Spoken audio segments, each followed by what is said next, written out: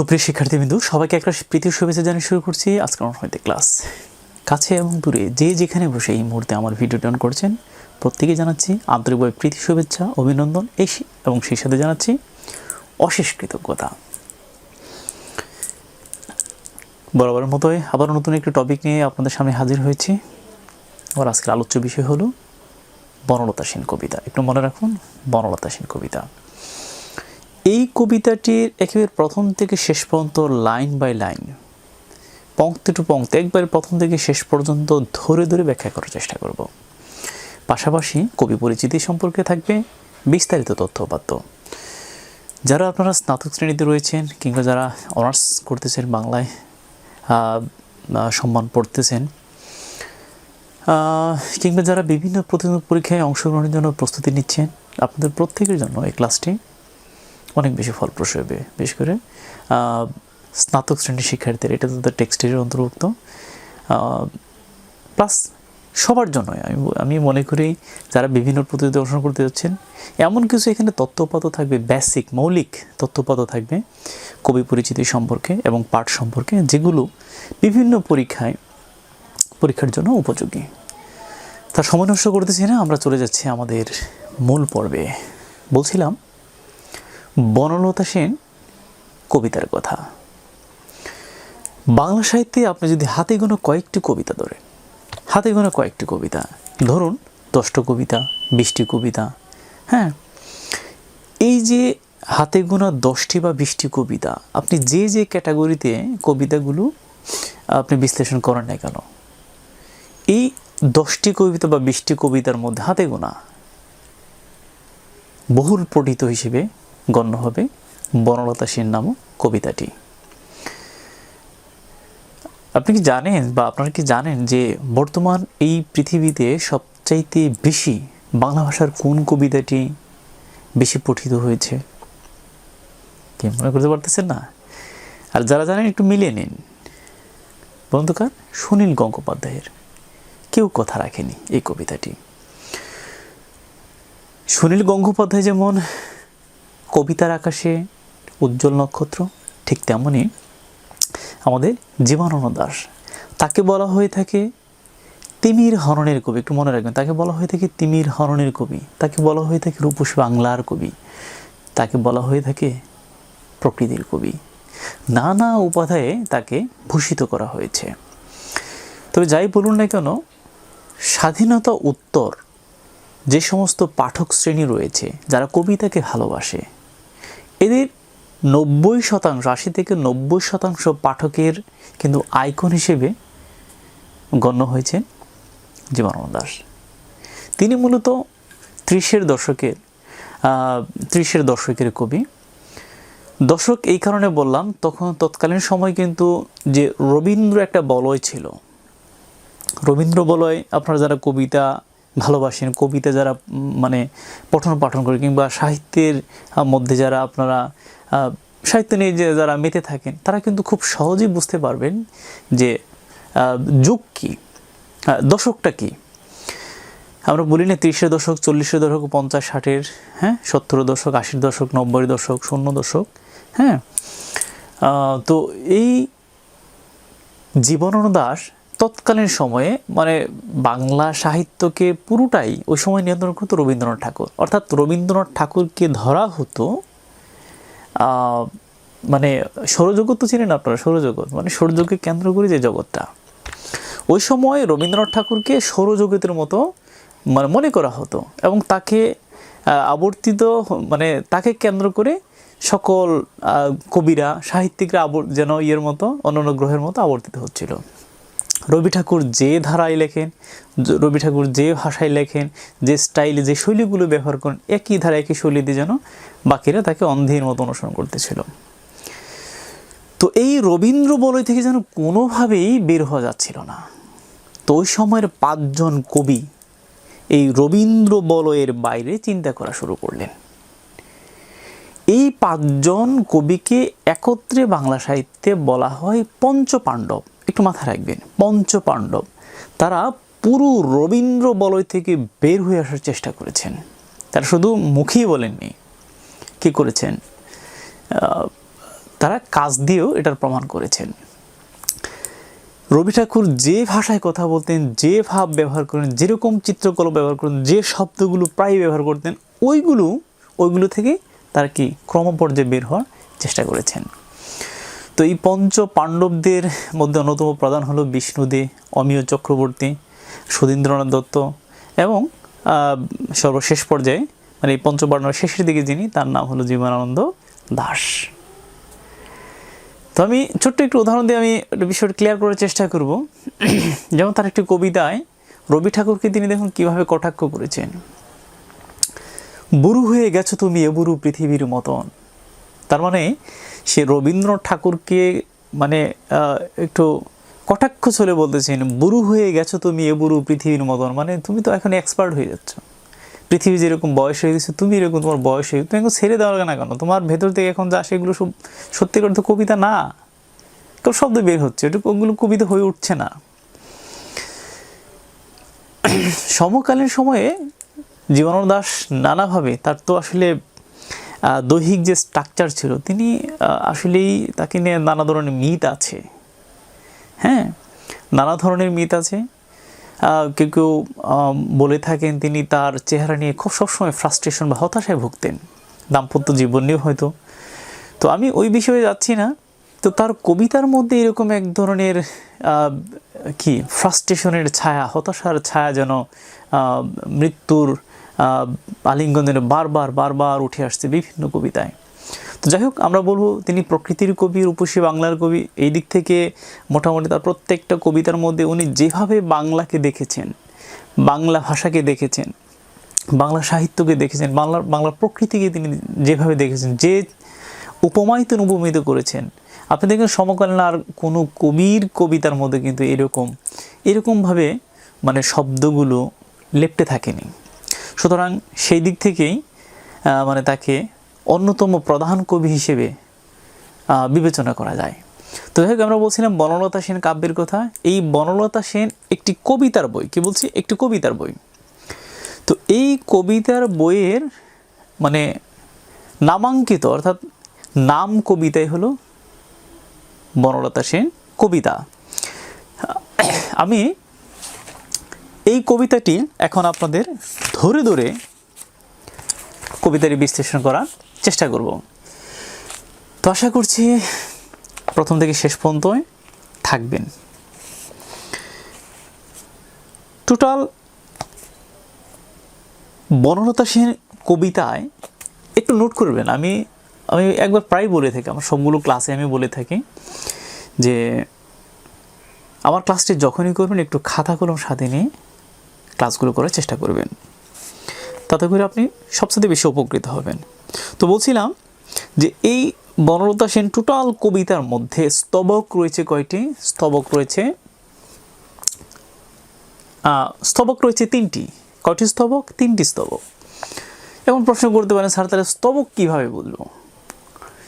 স্তবক ব্যাকরণিক কঠিন শব্দে না গিয়ে আমরা নর্মাল ভাষায় বুঝি। রচনা লিখতে যেরকম প্যারা থাকে না, প্রথম প্যারা, দ্বিতীয় প্যারা, তৃতীয় প্যারা, দেখবেন 5-6 লাইন লেখার পরে একটু গ্যাপ দিয়ে আবার লেখা শুরু হয়েছে, ওই যে তাহলে ওই গ্যাপের আগের অংশ এক প্যারা, গ্যাপের পরের অংশ আরেক প্যারা, এইভাবে প্যারাগ্রাফের মতো প্রথম প্যারা, দ্বিতীয় প্যারা, তৃতীয় প্যারা। কবিতার ভাষায় এই প্যারাগুলোকে বলা হয়ে থাকে কি? স্তবক। তাহলে বনলতা সেন কবিতায় মোট কয়টি স্তবক রয়েছে? 3টি স্তবক রয়েছে। প্রতিটি স্তবকে পংক্তির সংখ্যা, পংক্তি বা লাইনের সংখ্যা হলো কত? 6টি। একটু মনে রাখুন, নোট করে রাখুন, 6টি। তাহলে যদি 3টি স্তবক থাকে আর প্রতি স্তবকে যদি 6টি করে পংক্তি বা লাইন থাকে, তাহলে মোট সংখ্যা কত দাঁড়ালো? মোট সংখ্যা দাঁড়ালো 3, 6, 18, 18টি পংক্তি। কবিতাটি আসলে প্যাটার্ন অনেকটা অক্ষরবৃত্ত ছন্দের মতো। দেখুন, বেশিরভাগ কবি ওই সময় কিন্তু মাত্রাবৃত্ত ছন্দে কবিতা লিখত, আর যারা ছড়া পছন্দ করতো তারা লিখতেন স্বরবৃত্ত ছন্দে।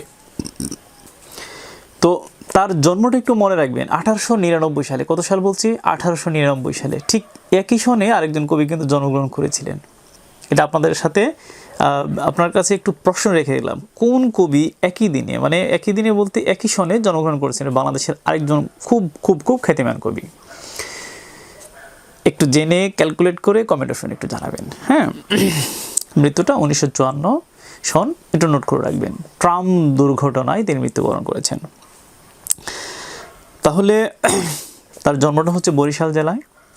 তিনি প্রধানত কবি, মুখ্যত কবি, গৌণত কবি। তিনি মনে প্রাণে মননে মনীষায় সব দিকেই তিনি কবি। হ্যাঁ, এক কথায় তার চিন্তা চেতনা জুড়ে আমরা বলবো এক কথায় কবিত্ব কবিত্ব কবিত্ব। ঠিক আছে, সৃষ্টিশীল কবিতা তার মধ্য থেকে আমরা পাই। তিনি অনেকগুলো কাব্য লিখেছেন, কবিদের বই বের করেছেন। কিছু তিনি জীবিত অবস্থায় বের হয়েছে, আবার কিছু তার গ্রন্থ তার মৃত্যুর পরে বের হয়েছে। যেমন ঝরা পলক, ধূসর পাণ্ডুলিপি, সাতটি তারার তিমির, এগুলো হচ্ছে তার মানে ফেমাস কাব্যগ্রন্থ। মহাপৃথিবী, হ্যাঁ, এগুলা। রূপসী বাংলা, এটা খুবই বিখ্যাত কাব্য। দামও খুব বেশি না, 100 টাকার মধ্যে হয়ে যাবে। অনলাইনে অর্ডার দিলেও আপনারা পেয়ে যাবেন, অথবা তার কাব্য সমগ্র কিনে নিলেও আপনারা পারেন। তো যাই হোক, আমরা এখন একটু কবিতাটি ধরে ধরে পড়ার চেষ্টা করব। হাজার বছর ধরে আমি পথ হাঁটিতেছি পৃথিবীর পথে, সিংহল ও সমুদ্র থেকে নিশীথের অন্ধকারে মালয় সাগরে। অনেক ঘুরেছি আমি বিম্বিসার অশোকের ধূসর জগতে, সেখানে ছিলাম আমি আরো দূর অন্ধকারে বিদর্ভ নগরে। আমি ক্লান্ত প্রাণেক, চারিদিকে জীবনের সমুদ্র সফেন। আমার দুদণ্ড শান্তি দিয়েছিল নাটোরের বনলতা সেন। একটু খেয়াল করে দেখুন, আমরা নর্মালি প্রথম লাইনের শেষের যে শব্দ, দ্বিতীয় লাইনের শেষের যে শব্দ, এইভাবে শব্দে মেলবন্ধনে আমরা অভ্যস্ত। এগুলোকে বলা হয় পয়ার ছন্দের কবিতা। এটা কিন্তু ওই রকম পয়ার ছন্দের কবিতা। দেখুন, হাজার বছর ধরে আমি পথ হাঁটিতেছি পৃথিবীর পথে, আর দ্বিতীয় লাইনের শেষ শব্দটা আপনার খেয়াল করুন, সিংহল সমুদ্র থেকে নিশীথের অন্ধকারে মালয় সাগরে। আগের হলো পৃথিবীর পথে, পরে হলো কি মালয় সাগর। কোনো মিল আছে? নাই। তাহলে মিল কোথায়? দ্বিতীয় লাইনে এবং তৃতীয় লাইনে মিল আছে। হ্যাঁ, কি বলছি? দ্বিতীয় লাইনে মিল আছে এবং দ্বিতীয় এবং চতুর্থ লাইনে মিল আছে। দ্বিতীয় এবং চতুর্থ লাইনে মিল আছে। তো মিলকরণগুলো আমি আরও ডিটেলস আলোচনা করব। আমি আক্ষরিক এবং রূপকার্থ কী ব্যাখ্যা আছে এগুলো একটু ব্যাখ্যা করছি আমি। হাজার বছর ধরে আমি পথ হাঁটিতেছি পৃথিবীর পথে। এখানে কবি যদিও আমি শব্দটা ব্যবহার করেছেন, উত্তম পক্ষটা ব্যবহার করেছেন, প্রকৃতপক্ষে আপনারা যখনই পড়বেন তখনই আমি হয়ে যাবে কি সর্বজনীন। তার মানে এই যে মানবের যে প্রবহমানতা, মানব জাতির যে প্রবহমানতা, এটাই তিনি বোঝাতে যাচ্ছেন এই কবিতার মধ্য দিয়ে। হাজার বছর ধরে আমি, মানে এই যে মানুষ জাতিরা আমরা পথ হাঁটিতেছি পৃথিবীর পথে, এই প্রাণীজ কি পৃথিবীর পথে হাঁটতেছে। সিংহল সমুদ্র, সিংহল কি শ্রীলঙ্কার পূর্বের নাম ছিল কি সিংহল সমুদ্র থেকে, তার মানে শ্রীলঙ্কার সমুদ্র থেকে নিশীথের অন্ধকারে, নিশীথ মানে রাত্রের অন্ধকারে মালয় সাগরে। মালয় কি? মালয় সাগর কি? মালয় একটা অঞ্চল। আপনারা নামটা একটু খেয়াল করে দেখবেন, যেমন মালয়েশিয়া, ইন্দোনেশিয়া, এগুলো কিন্তু আগে একসময় কি মালয় অঞ্চল ছিল। তো তিনি বলছেন যে সিংহল সমুদ্র থেকে নিশীথের অন্ধকারে মালয় সাগরে, মানে সেই শ্রীলঙ্কা থেকে মালয় সাগর পর্যন্ত, ইন্দোনেশিয়া, মালয়েশিয়া পর্যন্ত, হ্যাঁ, বা আশেপাশের যে অঞ্চলগুলো আছে সবগুলো অঞ্চল মিলে একত্রে কি বলা হতো, এগুলোর আশেপাশে যে সাগরটা ছিল সেটাকে বলা হতো মালয় সাগর। অনেক ঘুরেছি আমি, সেই প্রান্ত থেকে এই প্রান্ত কি করেছি, অনেক ঘুরেছি। বিম্বিসার অশোকের ধূসর জগৎ, একটু নোট করেন। আমি যে কথাগুলো বলবো এখন এগুলো একটু নোট করবেন, ডান দিকে এগুলো অর্থসহ লিখে রাখবেন। বিম্বিসার কি? বিম্বিসার একজন মানুষের নাম। মগধ একটা জাতি, সেই জাতির রাজা, হ্যাঁ, তার নাম হলো বিম্বিসার। অশোকের ধূসর জগতে, অশোক মানে হচ্ছে মানে সম্রাট। হ্যাঁ, এটা ভারতের এই যে কলিঙ্গ যুদ্ধের সময় এই সম্রাট অশোক কিন্তু খুব আলোচিত ঐতিহাসিক ব্যক্তিত্ব। তিনি পরবর্তীতে বৌদ্ধ ধর্ম গ্রহণ করেছিলেন। তার মানে দুজন ব্যক্তির নাম এখানে উল্লেখ আছে। এক হচ্ছে বিম্বিসার, সে হলো মগধের রাজা, এবং আরেকজন হলো কি মানে সম্রাট অশোক। বিম্বিসার অশোকের ধূসর জগতে, ধূসর মানে হচ্ছে সাদা এবং কালোর মিশ্রণ, কিন্তু যেখানে কালোর ভাগটাই বেশি, এইরকম অবস্থাকে বলা হয় ধূসর। ঠিক আছে, ধূসর জগতে সেখানে ছিলাম আমি। বলো এইরকম একটা আবহজনিত এরকম একটা অঞ্চলে আমি ছিলাম। আরো দূর অন্ধকারে বিদর্ভ নগরে, বলছে আরো দূর, এর চাইতে আরো দূর, আরো দূরে অন্ধকারে, হ্যাঁ, গভীর তমসায় বিদর্ভ নগরে। বিদর্ভ নগর কি? মানে প্রাচীন ভারতের একটি নগর। কি বলছি? প্রাচীন ভারতের একটি নগর, তার নাম হচ্ছে বিদর্ভ নগর। হ্যাঁ, আপনারা কিন্তু নেটে সার্চ দিলে আপনারা কিন্তু এটা পাবেন যে বিদর্ভ নগর কি। এখন এইটা নাই, এটা কিন্তু আগে ছিল। বর্তমানে এটি মহারাষ্ট্রের মধ্যে পড়েছে বিদর্ভ নগরে। বেশ কিছু সিমিলারিটি পাওয়া যায় এই বিদর্ভ নগরের। আমি ক্লান্ত প্রাণ এক, কি বলছে? আমি ক্লান্ত প্রাণ এক, চারিদিকে জীবনের সমুদ্র সফেন। বলে হাঁটতে হাঁটতে আমি ক্লান্ত, চারিদিকে আমার চতুর্দিকে জীবনের সমুদ্র সফেন। সমুদ্র সফেন মানে ফেনাযুক্ত। তার মানে বোঝাতে চাচ্ছেন যে এই যে সে দ্বীপবেষ্টিত যে অঞ্চলে সে ঘুরতে ঘুরতে ঘুরতে ঘুরতে তার চতুর্দিকে এখন কি? চারিদিকে জীবনের সমুদ্র সফেন। তার চতুর্দিকে মনে হচ্ছে কি এই মানে সমুদ্রের যে ফেনাগুলো রয়েছে, এইরকম তার চতুর্দিকে যেন কি এরকম ফেনাযুক্ত রয়েছে। আমারে দুদণ্ড শান্তি দিয়েছিল নাটুরের বনলতা সেন। কি বলছিল? আমারে দুদণ্ড শান্তি দিয়েছিল নাটুরের বনলতা সেন। একটি লাইন, একটি উপমা, একটি চিত্রকল্প, এগুলো মানে বলা হয়ে থাকে তিনি মানে রোমান্টিক কবিদের মধ্যে অন্যতম সেরা রোমান্টিক কবি। প্রকৃতির কবিদের মধ্যে, যারা প্রকৃতি নিয়ে কবিতা লেখেন তাদের মধ্যে সেরা। হ্যাঁ, যে কারণে তাকে বলা হয়ে থাকে রূপসী বাংলার কবি। দেখুন এই লাইনে কী বলছে? আমারে দুদণ্ড শান্তি দিয়েছিল নাটুরের বনলতা সেন। আপাত দৃষ্টিতে আপনার কাছে মনে হবে যে এটা আসলে কোনো এক যে প্রেমিকাকে উদ্দেশ্য করে লিখেছে। আবার যেভাবে নিতে চান আপনার সেভাবে যাবে। আসলে কবিরা তো কবিতা লেখার পর ওনারা তো নাই হয়ে যান। এখন এই পাঠকের কাছে, পাঠক যখন পড়ে তখন ব্যাখ্যাটা এক এক পাঠকের কাছে এক এক রকম মনে হয়। কারণ কবি কী চিন্তা করে লিখেছেন সেটা কিন্তু ব্যাখ্যা উনি রেখে যাননি। তো আপনি ব্যাখ্যা যে কোনোভাবে নিতে পারেন এটা, যে আমারে দুদণ্ড শান্তি দিয়েছিল নাটুরের বনলতা সেন। তার মানে নাটুরের বনলতা সেন নামক যে নারী আছে, সে নারী তাকে কি করেছিল? দুদণ্ড শান্তি দিয়েছিল। এত দূর হাঁটার পর তাকে কি করেছিল? একটু সময় দিয়েছিল, শান্তি দিয়েছিল। আবার এটাও হতে পারে তার কোনো মানুষ প্রিয়া। হ্যাঁ, আমরা বিহারী লালের কথা যদি আমরা ধরি, তিনি কিন্তু যতগুলো কবিতা লিখেছেন সবগুলো কবিতার মধ্যে তিনি যেন তার মানুষ প্রিয়াকে, মানুষ মানে কি মনে মনে কল্পিত যে প্রিয়া, মানুষ প্রিয়া, তো এরকম মানুষ প্রিয়াকে উপলক্ষ করে তিনি লিখেছিলেন। হতে পারে এটা এরকম যে বনলতা সেন কবিতা জীবন দাস লিখেছেন তার মানুষ প্রিয়াকে কেন্দ্র করে। হয় না, একটা জীবনে আসলে যা চায় মানুষ তো সব কিছু পায় না। ধরুন আপনার কাউকে ভালো লাগলো, পৃথিবীর সব মানুষের সব পছন্দ তো টিকে না, মানুষ পায় না, খুব কম সংখ্যক মানুষ পরিপূর্ণ পায়। দেখবেন অপূর্ণতা আছে, একদিকে না একদিকে অপূর্ণতা আছে। দেখবেন আপনি যাকে ভালোবাসেন সে হয়তো আপনাকে বাসে না, আবার সে যাকে ভালোবাসে মানে অন্যজন হয়তো তাকে চায় না, এইভাবে বিষয়টা আর কি। তো যাই হোক, এরপরে আমরা দেখব দ্বিতীয় স্তবক কিন্তু খুবই অসাধারণ, খুবই ডিফারেন্ট। প্রথাগত সে ধারাতেই কবিতা লেখেনি। ওই যে বললাম যে রবি ঠাকুরকে যেরকম বুড়ো আঙুল দেখিয়েছেন, এবং তিনি দেখিয়ে কিন্তু কাজও করেছেন ঠিক ওইভাবে।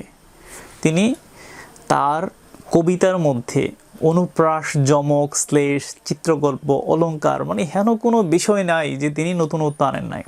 খেয়াল করে দেখুন, চলতার কবেকার অন্ধকার বিদিশার নিশা, শব্দে শব্দ অনুপ্রাস মিলকরণ আছে। দেখুন, চলতার, কবেকার, অন্ধকার, বিদিশার আছে কি মিল আছে কি? প্রতি শব্দে শব্দে শব্দ শেষে মিল আছে না?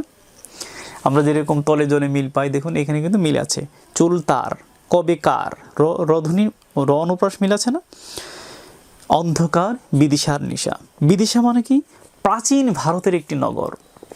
বিদিশা এখানে কোনো নারীকে বোঝানো হচ্ছে না, প্রাচীন ভারতের একটি নগর। এই নগর ঠিক খেয়াল করুন, উপমাটা খেয়াল করুন। চুলতার কবে মানে প্রিয়ার যে চুলটা, কবেকার, অন্ধকার, বিদিশা, নিশা। ঠিক বিদিশা নগর যেরকম সন্ধ্যার সময় যেরকম কালো ঝলমলে হয়, মানে ঘন কালো হয়, ঠিক এরকম যেন তার প্রিয়ার চুলগুলো।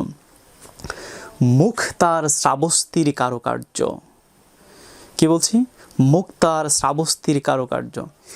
শ্রাবস্তিটা একটি নগর সভ্যতা, প্রাচীন ভারতের একটি নগর সভ্যতা ছিল। সেই নগর সভ্যতাটি যেরকম সৌন্দর্যমণ্ডিত, তার সাথে তুলনা করেছিলেন প্রিয়ার মুখকে। মুখ তার শ্রাবস্তির কারুকার্য। অতিদূর সমুদ্রের পর হাল ভেঙে যে নাবিক হারাইছে দিশা।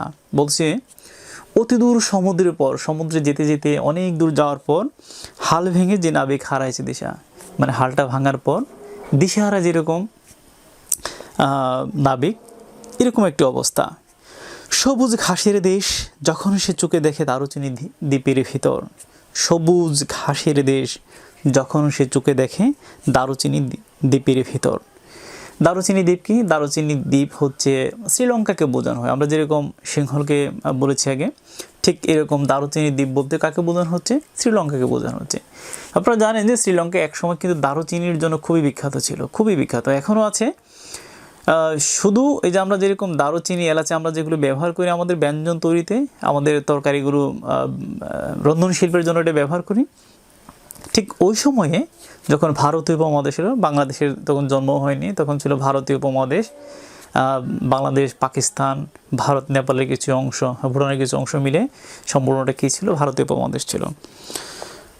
তো বলা হয়েছে সবুজ ঘাসের দেশ যখন সে চোখে দেখে দারুচিনি দ্বীপের ভেতর। দারুচিনি দ্বীপের ভেতর, এখন তো বোঝা গেল দারুচিনি দ্বীপ মানে হচ্ছে শ্রীলঙ্কা। তেমনই দেখেছি তারে অন্ধকারে। আবার একটু খেয়াল করুন, সবুজ ঘাসের দেশ মানে দেশটা হলো সবুজে পরিপূর্ণ।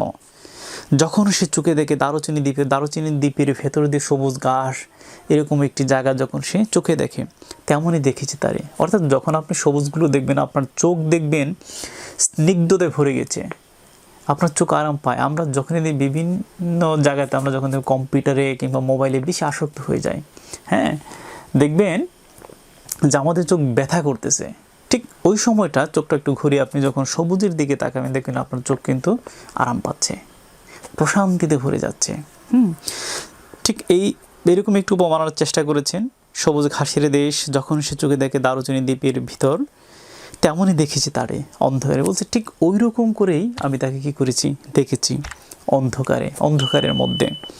বলেছে সে এতদিন কোথায় ছিলেন। কবিতার মধ্যে কি রয়েছে? নাটকীয়তা রয়েছে। তার মানে কবিরা চাইলেই কবিতার মধ্যে কিন্তু নতুনত্ব আনতে পারেন। প্রকরণে, শৈলী, মানে যেটাই বলুন না কেন, তারা কি আনতে পারেন? নন্দন তাত্ত্বিক, আপনি যদি এটাকে বিশ্লেষণ করেন বিভিন্নভাবে কিন্তু এটাকে কী করা যায়? বিশ্লেষণ করা যায়। অসাধারণ উক্তি। তেমনই দেখেছি তারে অন্ধকারে, বলেছে সে এতদিন কোথায় ছিলেন। পাখির নীলের মতো চোখ তুলে নাটুরের বনলতা সেন। পাখির নীর কি? নীর মানে হচ্ছে মানে বাসা, পাখির যেখানে বাসা বাঁধে, গোলাকার। পাখির নীরের মতো চোখ তুলে নাটুরের বন। তার চোখটাকে কবির কল্পনায়, কবির মনে হয়েছে পাখির নীরের মতো, তো ডাগর চোখ আর কি। ডাগর চোখটা তিনি চিত্রকল্পে এমনভাবে ব্যবহার করেছেন পাখির নীর, পাখির বাসার সাথে তুলনা করে। লাস্ট স্তবক আমাদের, সমস্ত দিনের শেষে শিশিরের শব্দের মতন সন্ধ্যা আসে। কে বলছে? সমস্ত দিনের শেষে শিশিরের শব্দের মতন সন্ধ্যা আসে। শিশিরের শব্দ কি আসলে খুব শব্দ হয়? শব্দ হয় না, মনে হচ্ছে অনেকটা নীরব নিস্তব্ধতার মতো। তার সারাদিনের ক্লান্তি শেষে কি বলছে তিনি? উপমাটা নিয়ে আসছেন, শিশিরের শব্দের মতন সন্ধ্যা আসে। ডানার রৌদ্রের গন্ধ মুছে ফেলেছিল। কবি আসলে কবির দৃষ্টিতে এটা মনে হচ্ছে ঠিক আছে, কিন্তু আমরা যখন এটা বস্তুবাদী দৃষ্টিকোণ থেকে চিন্তা করব, তখন কিন্তু আমার কাছে এটা ব্যক্তিগতভাবে আমার মনে হয় না, এটা একটু উপমার ভুল প্রয়োগ করেছেন। ডানার রৌদ্রের গন্ধ মুছে ফেলেছিল। রৌদ্র তো আসলে কোনো গন্ধ হয় না। গন্ধ হয়?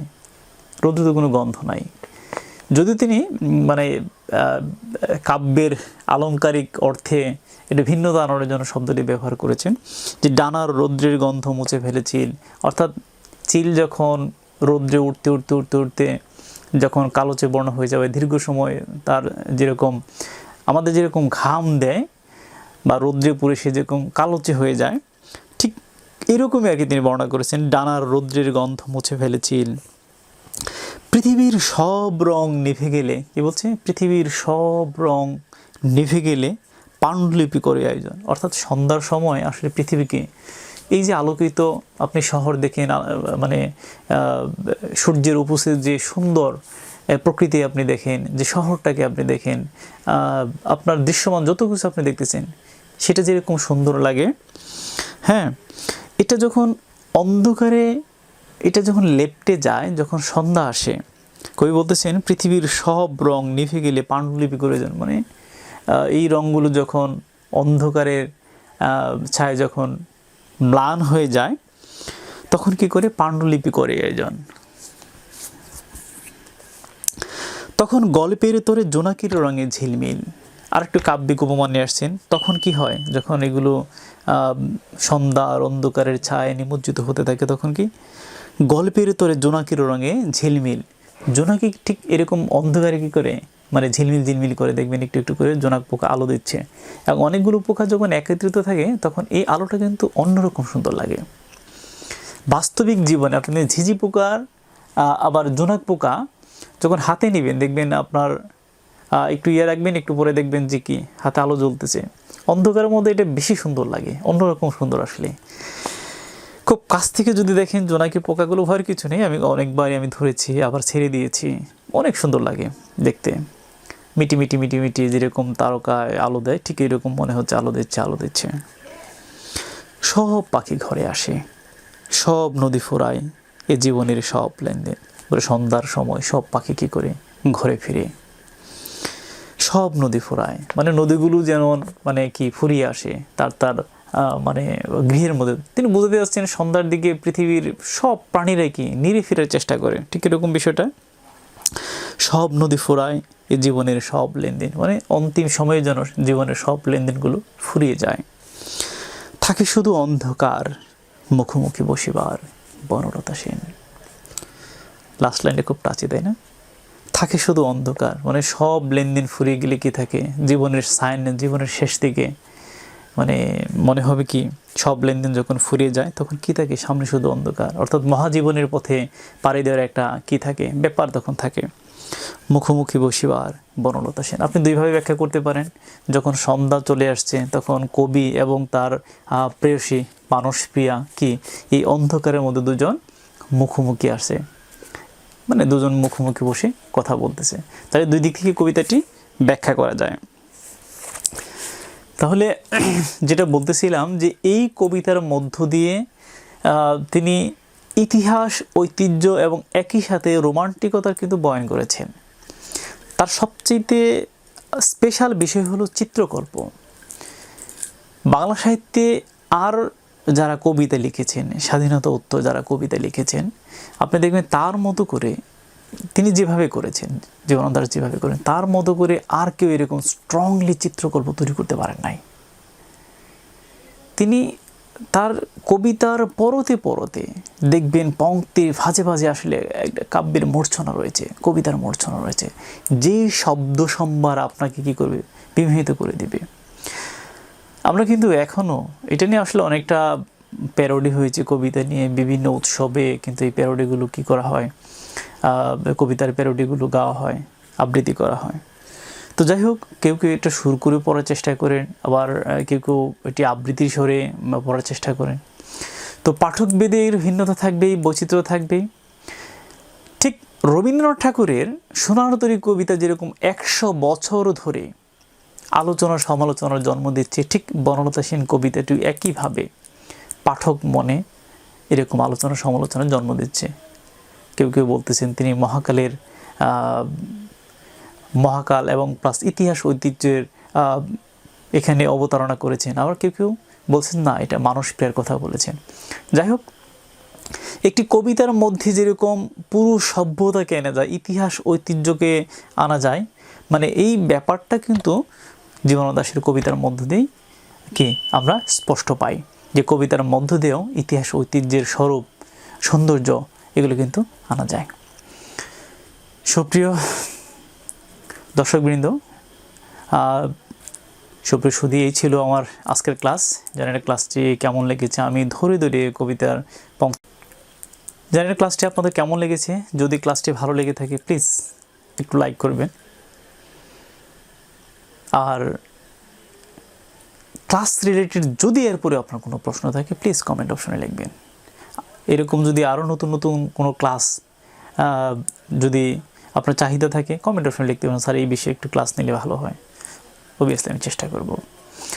তো আমি আবারও বলছি, যদি ক্লাসটি ভালো লাগে প্লিজ আপনার সহপাঠীদের, প্রিয়জনদের একটু দেখার সুযোগ করে দেবেন। তো আজকে এই পর্যন্তই।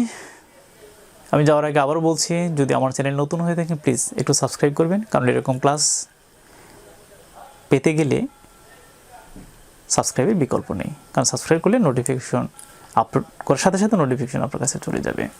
তো আজকে এই পর্যন্তই। আবারও কথা হবে নতুন কোনো এপিসোডে, নতুন করে বিষয় নিয়ে। সে পর্যন্ত সবাই ভালো থাকুন, সুস্থ থাকুন, সুন্দর থাকুন। সবার প্রতি রইল নিরন্তর শুভকামনা। ধন্যবাদ সবাইকে।